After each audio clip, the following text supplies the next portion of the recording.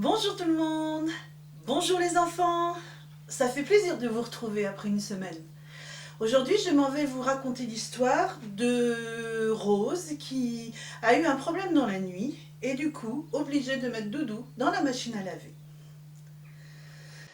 La nuit ne s'est pas très bien passée pour Rose. Elle a été malade. Toute la nuit, elle a fait des allers-retours entre sa chambre et les toilettes. Du coup, papa et maman ont également passé une mauvaise nuit. Et ce matin, tout le monde est très fatigué. Sauf Louane. Elle n'a rien entendu. Rose a finalement réussi à s'endormir vers 5 heures, mais là, c'est par ses pleurs que maman s'est réveillée.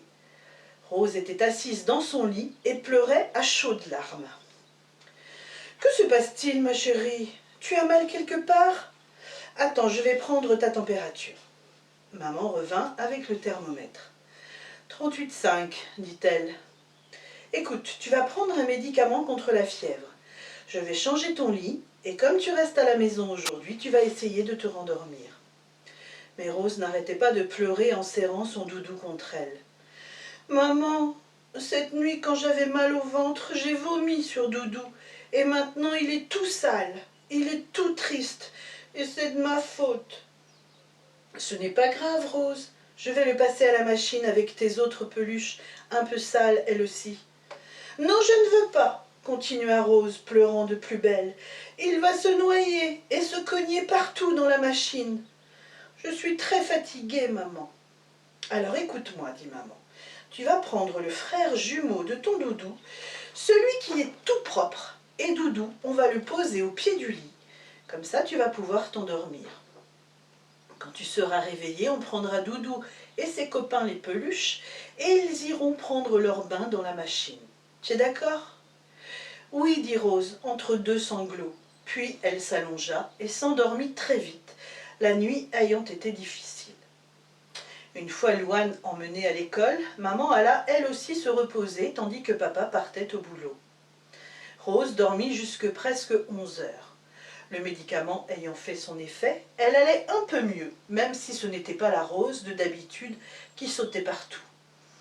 Quand elle fut descendue de son lit et sortie de sa chambre, maman alla prendre les affaires sales pour lui faire un lit tout frais.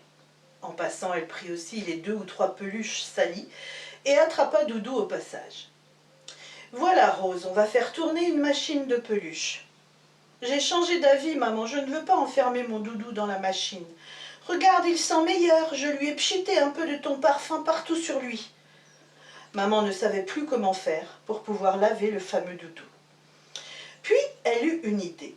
« Je sais, Rose, j'ai trouvé comment on va faire pour mettre Doudou dans la machine. Tu vois, il y a en tout 5 peluches à laver, plus ton Doudou.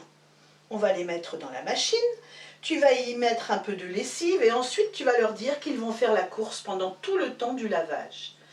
Et toi, tu vas surveiller devant le hublot de la machine pour voir s'ils ne trichent pas.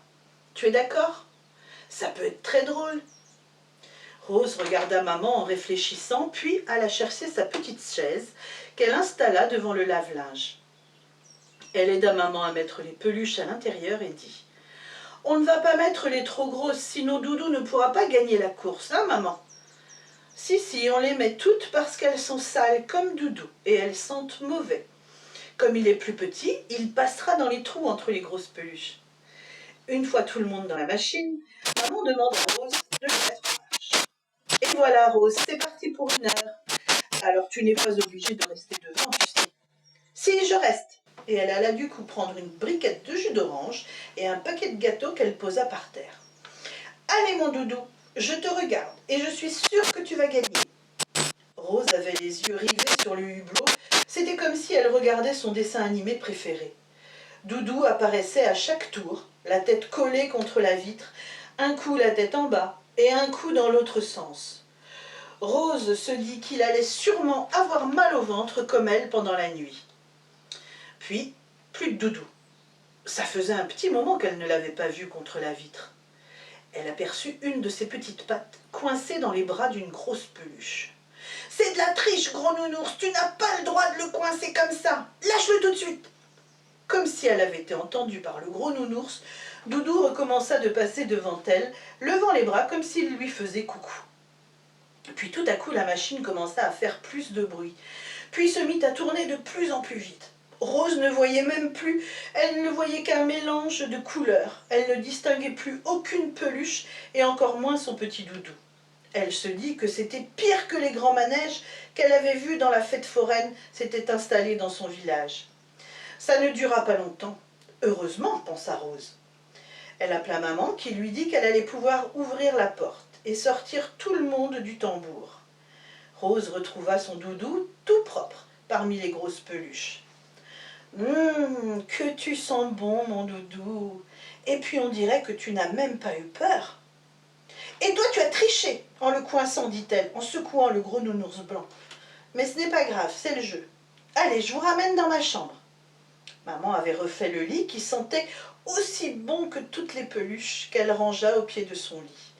Mais son doudou, lui, eut plus de chance parce qu'elle le garda tout contre son cœur.